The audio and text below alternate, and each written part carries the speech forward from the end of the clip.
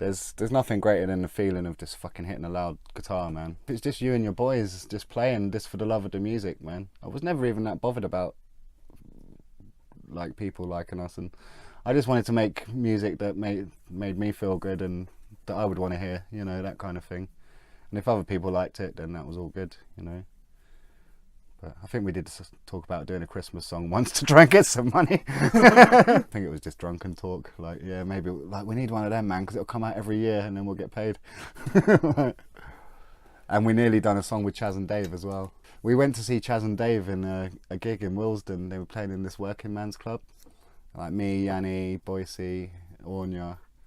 And afterwards, we collared Chaz.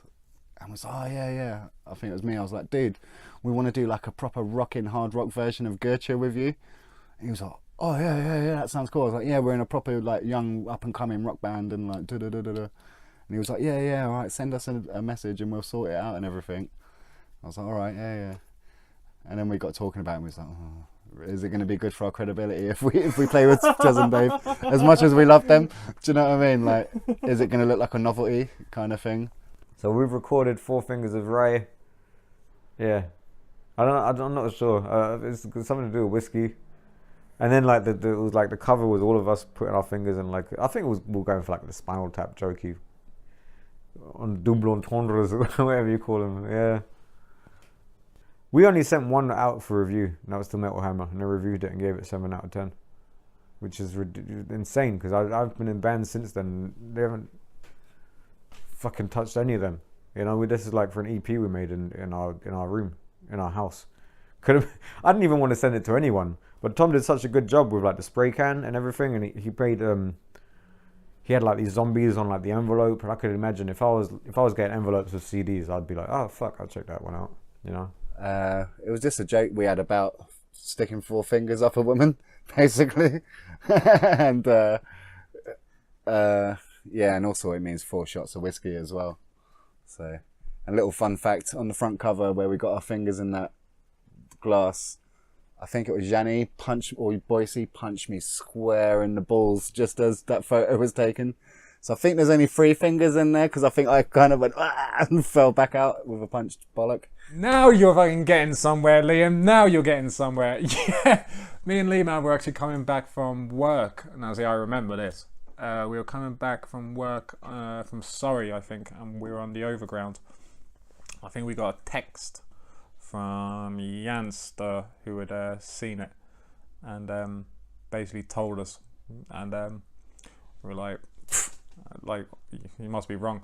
So we got off the train and sort of went and saw it, and it was like 7 fucking stars, 7 out of 10 stars, and I was like, this is mad. I was like, rah. I mean, that was before the days you could actually pay to have your however many stars you wanted in these music magazines. But yeah, that actually, you could tell people were proper happy. Like everyone in the band was proper happy just at that. It's like, I'd like to look at what other albums have had 7 stars so I can compare you guys. I'll tell you what fucking album didn't have 7 stars. Ben's. No fucking way. How the fuck did you guys get 7 stars? So, no. I don't even know who sent it off. It might have been Tom. Yeah. He just sent a load of demos off, and I can't remember who. Someone texted me or phoned me or something. Said, oh dude, our fucking shit's got in Metal Hammer or something. I was like, where? And I just run straight to the shop and bought it. And I saw it and we got a 7 out of 10, which was quite respectable. And considering, you know, how it was made, you know, like under the clusterfuck circumstances, like, and it said some real positive stuff, like, you know, like we could be big and all that shit. And so I guess we just held on to them words, you know, and thought, yeah, we're the greatest. We were so chuffed with that, man.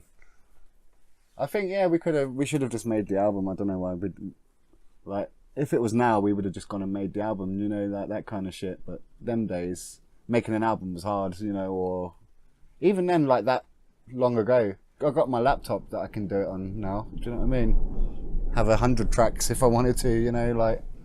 Lee's living with Ornia at the time, so you know we're seeing him, but to be honest, I'm with Tom more. I'm just seeing Tom. I'm living with Tom more. I'm working at the place making the flyers, you know, booking gigs. I'm jamming with Tom a lot as well, like in that room of his. Boise's kind of there, so it does feel like there's 3 of us here and Lee's somewhere else. I go to Cyprus. I think I'm there for like my cousin's wedding. I remember being drunk and calling up Boise at this wedding. Like, you guys have got to come to Cyprus one day, it's great. And he's like, you wait and see the job Tom's done on the CDs, that look great. Cool, man. Yeah, I go back and he's like, yeah, Lee's gonna marry Onya and all that. And then I'm happy for Lee, man, but I kind of knew that if he's gonna do that, then his life's gonna go. The band's not gonna be his priority. It can't be his priority anymore, you know. I think Yanni and Boise, though, they did see their friend fittering away, and you could see it was starting to bother them. You know, he was getting driven away a lot. Anya would come in with that police van, and poor old Lehman had to leave. And it was very, very subtle, but you could see their kind of face crease when they wanted to have a drink with their school, you know, with their school friend. And they were like waving goodbye as if it's a bad episode of Porridge, you know. Yeah. He's like, oh, great, you took them away. Yeah. So I think that was hurting the guys, man, those 2. I was fine with it. I was like, whew, can take off my work look. Let's do a shot, you know. But it was different for them. And obviously they all didn't like that shit as much as they wouldn't say it to my face at the time. Like, we've all talked about it since, but like, that put a wedge between us because it was like, well, we're the band and like, you're this guy with a wife and kid. Do you know what I mean? Like, but then I was a bit like, well, to be fair, I'm writing fucking all the songs, and so what's the beef? Do you know what I mean? Like, I'm still bringing a load of shit to the table. It's not like I'm not doing anything. But I think it was because I was really short on money and stuff. I didn't have the money to keep coming down and rehearsing. I think it was, they all really wanted me to live in the house, I think that was always a bone of contention under the surface. Yeah, and to be honest, I was having my own problems with weed down where I was, so that was making me not want to go out and rehearse and, you know, things like that. Well, I think if you take anyone out of a group that's trying to achieve something together, then it's going to have a effect on it. Same thing with Yanni and Claire, and I think that's why Yanni thought about it so much, is because like with him and Claire, he knew, well, in his mind, he knew that you couldn't go forward with the band to the degree that he probably wanted to if you were in a full-time relationship. And at that point, Lehman was loved up, like absolutely loved up. So he was, I mean, no offense to Yanni and stuff, but like if you get with someone and you really do dig them and stuff like that, then certain things may go on the back burner. But then I think it's also with that person to admit it to themselves, like, okay, what way? But I think what Yanni thought is Lehman thought he could do both things quite equally. Yanni made that choice for himself with his girlfriend, and I think he expected Lehman to make that choice as well. And I think when Lehman didn't make that choice, then maybe Yanni was thinking, well, is he as serious as me? Which, I don't know, is his right to do it. But whether leaving a gig and not drinking does affect the sort of camaraderie of the band, yeah, probably. But to what effect, I think it's up to the band. What sort of, I mean, you can get straight edge bands who don't give a fuck about drinking and just do it. But with D.E.A.D, I think it probably, and even just like after the gig going back to like wherever we were, the Wheels and Flat or stuff, it's just, I think it is good if like you've done a gig and go back to sort of together and enjoy the triumph, if you will. But then everyone's got a different life to lead. Lee, man, you know, like, been a long time to analyze stuff, you know, great guy, you know. Damn, I mean, I wish he'd been more selfish, you know. Guy should have been more selfish. I wish he'd been around more. Boise and Yanni really fucking missed him in them times. Not sure if they'll admit that. But you could see it on their faces, you know. That's partly why the relationship with Dead Man's Root, you know, they filled Lee Man's void with Ben. You know, here we had another wacky motherfucker with curly hair, you know, and he was inviting him to all this crazy shit. All the crazy stories about Lee Man are before I joined. You know, they have mental ones, really fun ones where they had a great time, and they have all of these huge stories where they proper impacted Yanni and especially Boise's life. They were before I joined, you know. And I think, you know, Ben took a lot of that away because he came in with a similar energy but didn't have like a serious relationship. In fact, he was ending them all the time. And yeah, so yeah, I think partly why we succumbed to Dead Man's Root and started doing all these joint gigs was because, you know, Lee Man was busy, and them guys, yeah, especially, yeah, the Janmeister enjoyed having a best friend again. This is also when Boyce has become integrated into the band. He's learnt the songs somewhat. Some songs he just stood there not playing them. I remember Chasing to Sleep, we were like, just hit the note, no? You know what I mean? I don't know, like, compared to how, you know, Jason was like all over the place on stage, and Boyce was the opposite. He was like a fucking cardboard cutout, you know, in the corner with the Neil from the Young Ones hair over his eyes, that big Rickenbacker bass. I love you, Boyce, man. But yeah.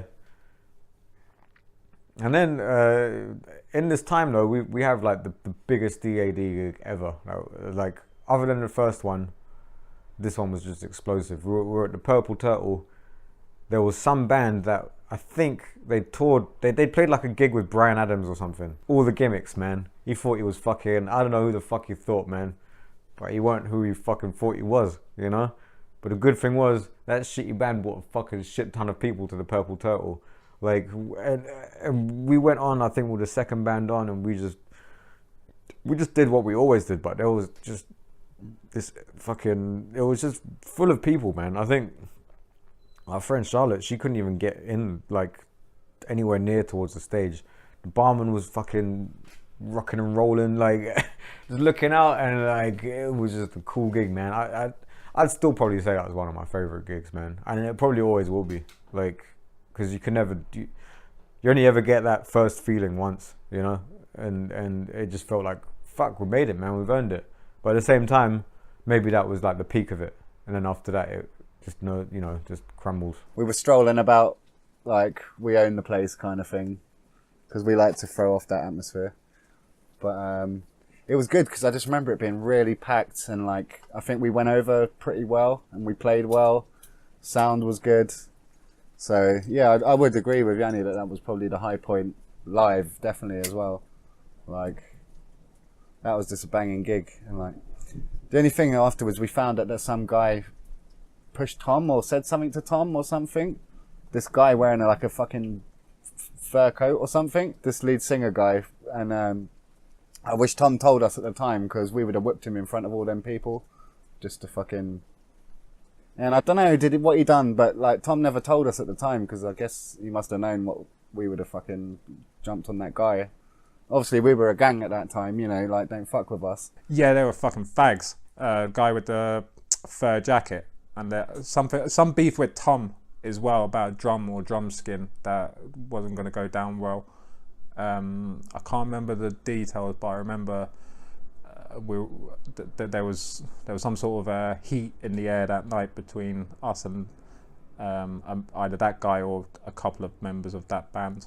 But they what a fucking hipster. Yeah, just as soon as that guy took the stage, I was like, boo. I was like, fuck you. Like, yeah, I don't remember any other bands except for the headliner, because he, like, I don't even think the band was that great either. I actually think we smoked them, like, as in playing and what have you, but it may have just been my imagination, because I disliked the lead singer so much. So there you go. But yeah, I remember some sort of beef, but that was about it. Oh man, the worst gig was in a 12 Bar Club, where everything was fucking gaffer taped to the floor, but nothing would stay still. So Tom was drumming, and every time he'd hit the bass drum, it moved forward like 2 or 3 centimeters. So by the end of the gig, this bass drum is in Yanni's ass. I'm on the corner there because the stage is so small, and there's 4 or 5 of us on there. So I'm on the corner, And then I can see some movement happen behind me. And there it happened, where Yanni broke his back. Well, sorry, where he broke his duck. And he became comfortable with being naked on stage. All the suns and the moons and the planets all aligned. And they broke through one tiny hole in the 12-bar club. Went through the stage that came up to our chin. And hit Yanni, and he thought he was God. And I felt a moist, wet sock hit me on the shoulder. And I turned back to see the hairiest motherfucker in northwest London. My God. I was looking at Yogi Bear. You boo-boo, you're picnic basket. Yeah, so it's just weird. So yeah, that gig was terrible, man. But everyone loved us. Don't get me wrong, the crowd was amazing because it's so small there. You can pretend 6 or 7 people or 17 or 18 people.